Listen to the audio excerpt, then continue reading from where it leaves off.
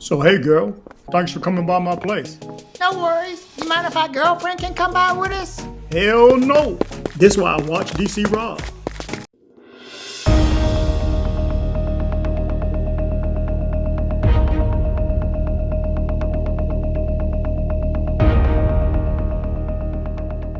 It is Friday, January 24th, and this is the latest breaking news from Medellin, Colombia, and Colombia as a whole.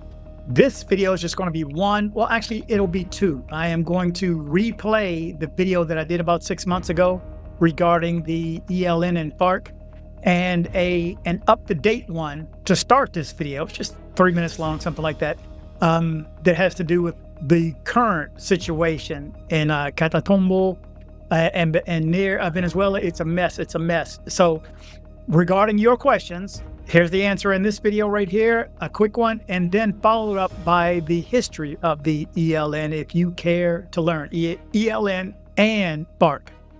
So let's jump into the first one, and then we will go to the one that I did about 6 months ago. The situation in Colombia has become increasingly dire due to escalating violence between rebel groups, primarily the National Liberation Army ELN and factions of the Revolutionary Armed Forces of Colombia FARC. Here's a comprehensive overview of the current situation and how it developed. The following is background and recent developments. Escalation of violence. In the northeastern Catatumbo region, the ELN has been targeting community leaders and former FARC members who demobilized under the 2016 peace deal. This offensive has resulted in the deaths of at least 80 people and the displacement of around 18,000 individuals. The violence has been described as the bloodiest in recent years, prompting President Gustavo Petro to accuse the ELN of committing war crimes and suspend peace talks with the group. Clashes in the Gwavee-airy jungle. In addition to the violence in Catatumbo, at least 20 fighters from rival rebel factions were killed in clashes over control of a strategic jungle area in the southeastern Gwavee-airy region. These clashes are part of a broader conflict over drug trafficking routes. Government response. State of emergency. President Petro has declared a state of emergency in response to the violence. This measure allows the executive branch to pass certain legislation without congressional approval for 3 months. Petro has warned that the military will take offensive actions against the ELN, accusing the group of turning into a drug trafficking organization. Reactivation of arrest orders. The Colombian government has reactivated arrest orders for the top leadership of the ELN, including their lead negotiator and top military commander. This move comes after the ELN's attacks on civilians and the intensifying turf war with FARC dissidents. Humanitarian impact, displacement, and humanitarian crisis.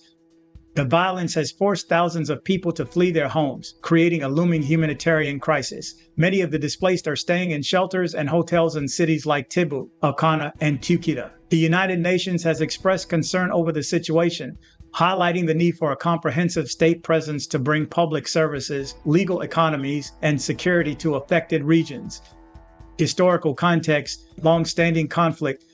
Colombia's armed conflict has lasted over 6 decades, primarily funded by drug trafficking and illegal mining. The 2016 peace deal with FARC led to the demobilization of 11,000 fighters, but left a power vacuum in some rural areas. Smaller rebel groups, including the ELN, have tried to fill this vacuum, leading to continued violence against civilians. In conclusion, the current situation in Colombia is a complex and evolving crisis driven by historical conflicts, drug trafficking, and the struggle for territorial control. The government's efforts to negotiate peace have faced significant challenges, and the humanitarian impact on affected communities is severe. The international community's support and a comprehensive state presence are crucial for achieving lasting peace and stability in the region. Colombia death toll from rebel violence rises to 80. Rebel violence in the Colombian jungle leaves 20 dead. President Petro offers emergency declaration. Colombia reactivates arrest orders for top rebels blamed for deadly violence in cocaine turf war. Colombia reactivates arrest orders for top rebels blamed for deadly violence in cocaine turf war. President Petro offers emergency declaration. Colombia reactivates arrest orders for top rebels blamed for deadly violence in cocaine turf war. Colombia reactivates arrest orders for top rebels blamed for deadly violence in cocaine turf war. I hope this summary provides a clear picture of the current situation in Colombia. So there you go. You're up to date with this one. This is current. This is over the past few weeks. I just did a synopsis and put everything together. And now let's jump into the video that I did 6 months ago. Colombia, a land of vibrant colors. Towering mountains pierce the sky. Rainforests teem with life. But Colombia's story holds more than just beauty. It carries a history of struggle. Imagine a country divided. Different groups, different ideas, all competing for power. This struggle led to conflict, and from this conflict, groups like FARC and ELN were born. FARC stands for the Revolutionary Armed Forces of Colombia. That's a big name. They started small. In the 1960s, a group of farmers took up arms. They were tired of inequality. They wanted land reform. They wanted a voice. These farmers became guerrillas. They hid in the jungles and mountains. They fought against the government. They wanted to change how things were run. FARC grew stronger. They gained support from people who felt forgotten. But their fight came at a cost. Violence spread. Innocent people got caught in the crossfire. ELN stands for the National Liberation Army. Like FARC, they wanted revolution, but they had different ideas. They were inspired by what happened in Cuba.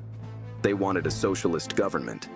The ELN emerged around the same time as FARC. They also used guerrilla tactics. They attacked government targets. They kidnapped people for ransom. They wanted to disrupt and overthrow the existing order. Both FARC and ELN fought for change, but their methods caused suffering. They used violence to achieve their goals. This led to a long and painful conflict in Colombia.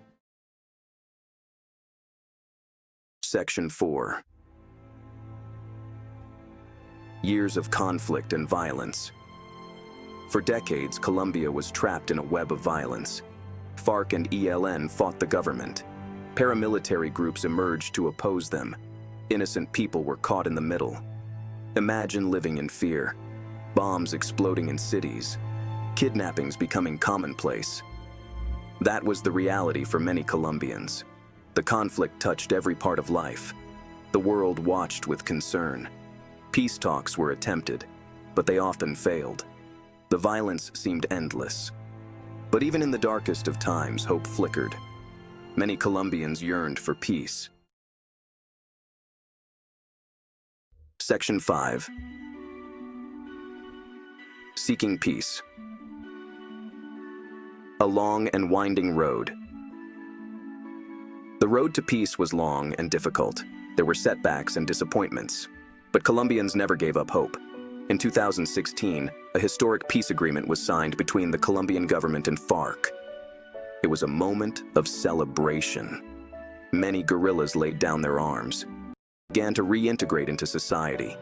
The ELN proved more resistant to peace. While they have engaged in talks with the government, a lasting agreement remains elusive. The path to peace is rarely straight.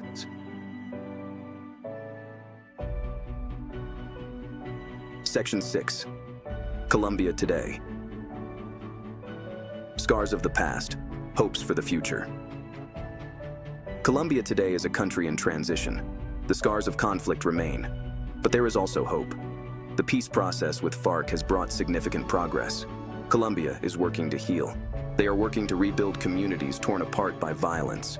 They are working to create a future where all Colombians can live in peace. The story of FARC and ELN is a reminder that conflict has a cost, but it also shows the power of hope. It shows that even in the face of adversity, peace is possible. It is a goal worth striving for, no matter how long it takes. So there you go. You're up to date with the history of the ELN and FARC in Colombia. Thank you guys for watching. Remember to travel, but travel safe.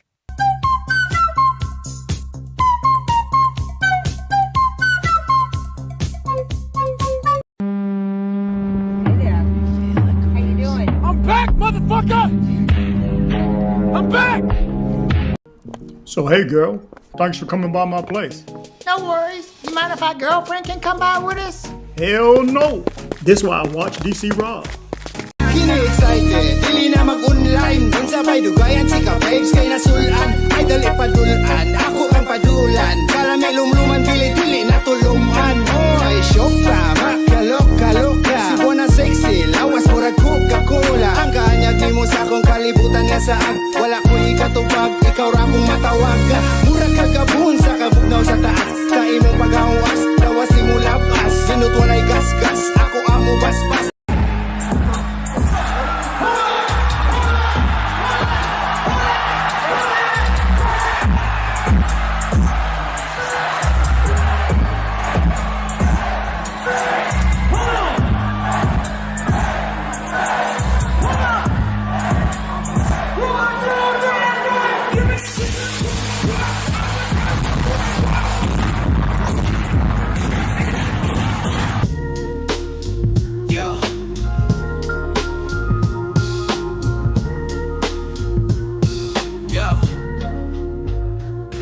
Yo, it's dcbornrob, beat the stream, daily dose. East Coast swagger, hit you with that travel pros. Colombia trips, Medellin tips on the real. Stay safe, stay aware, what's the deal?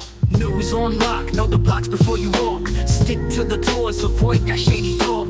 Urban jungle vibes for miles, it's hot. Keep your eyes and ears open, dots to connect the plot. For your journey, pack your mind, strap it tight. Travel safe insurance just in case, day or night. Rob's the plug, got the news tips to thrive. Medellin's your oyster, just stay wise to stay alive.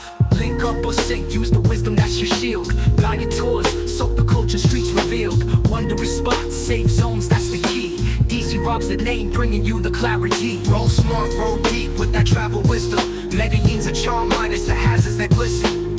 Follow the guide, navigate the pave. dcbornrob, for your peace, make that trip safe. Hit the airport, got the passport stamp clean. Dream destination, life a vibrant scene.